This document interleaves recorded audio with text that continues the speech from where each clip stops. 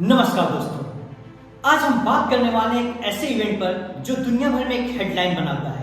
13 सितंबर 2025 को लंदन में हुए मैसिव प्रोटेस्ट। ये यूनाइट द किंगडम मार्च था जिसमें 1,10,000 से ज्यादा लोग शामिल हुए एंटी इमिग्रेशन स्लोगन के साथ। ये यूके के मॉडर्न हिस्ट्री का सबसे बड़ा राइट विंग डेमोन्स्ट्रेशन था जिसमें पुलिस के साथ क्लैशेस भी हुए, 26 ऑफिसर्स घायल हुए।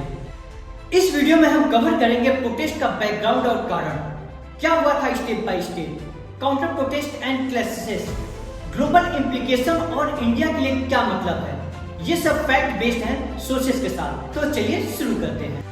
सबसे पहले समझना जरूरी है कि यह प्रोटेस्ट किस बैकग्राउंड में हुआ।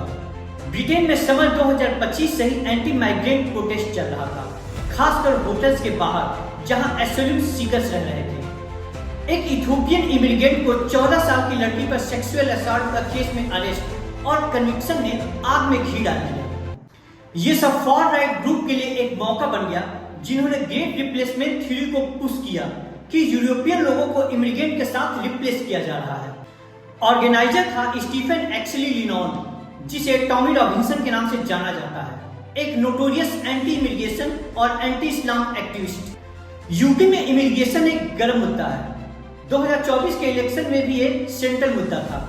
अब यह मार्च फेस्टिवल ऑफ फ्री स्पीच के नाम से ऑर्गेनाइज हुआ है, लेकिन एक्सपर्ट इसे रेसिस्ट कॉन्स्पिरेसी थ्योरी का प्लेटफॉर्म कहते हैं। 13 सितंबर 2025 सुबह से ही लंदन के सेंट्रल पार्क में लोग जमा होने लगे। मार्च का स्टार्टिंग पॉइंट था वाटरलू ब्रिज के पास और एंड था व्हाइट हॉल पर रैली। पुलिस के अनुसार करीब 1,10,000 लोग शामिल हुए जो ट्रेन और कोचेस से आए थे। सबके हाथ में इंग्लैंड और ब्रिटेन का फ्लैग था, यूनियन जैक और सेंट जॉर्ज क्रॉस। दोपहर तक मार्च चल रहा था। स्लोगन जैसे patriotism is the future, border of the future गूंज रहा था। टॉमी रॉबिन्सन ने स्पीच दिया कि ये ब्रिटिश हिस्ट्री का सबसे बड़ा डेमोन्स्ट्रेशन है। उनके सपोर्टर्स ने क्लेम किया कि करीब 3 मिलियन लोग थे, लेकिन पुलिस ने दावा किया 1.5 लाख लोगों का। स्पेशल गेस्ट था इलॉन मस्क, जो वीडियो लिंक से बोला French for right, great replacement theory को रिपीट करते हुए। रैली में हेट स्पीच और एंटी मुस्लिम चैंट्स भी हुए, जो एक्सपर्ट कहते हैं कि फ्री स्पीच के नाम पर डेंजरस था। आगे बढ़ते हैं काउंटर प्रोटेस्ट की तरफ। दोस्तों, इस मार्च के अगेंस्ट में काउंटर प्रोटेस्ट भी था, organise by stand up racist group. लगभग 5,000 लोग इसमें शामिल हुए, जिसमें trade unions, anti fascist group और एमपी जैसे जराह सुल्ताना और डैने एबॉट थे। ये रसल स्क्वायर से व्हाइट हॉल की तरफ है, women's against for right contingent के साथ। पुलिस ने दोनों ग्रुप को अलग रखा, लेकिन टेंशन बढ़ गई। व्हाइट हॉल के नाक में मार्चर्स ने पुलिस कॉर्डन तोड़ने की कोशिश की, बोतलें फेंकी और स्टरलाइन एरिया में घुसने की कोशिश की। इससे क्लैशेस हुए, 26 ऑफिसर्स घायल हुए, जिसमें 4 सीरियस हैं। 25 लोगों को सीरियस वायलेंस में अरेस्ट किया गया।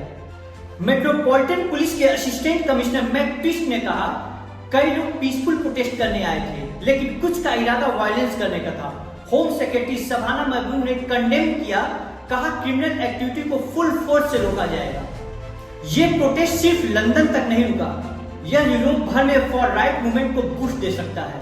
फ्रांस के जेमू जैसे लीडर्स का इन्वॉल्वमेंट इसे इंटरनेशनल बना देता है। यूके में यह केयर स्टेमर के लेबर गवर्नमेंट के लिए एक चैलेंज है, जो इमिग्रेशन कंट्रोल पर प्रॉमिस कर चुका है।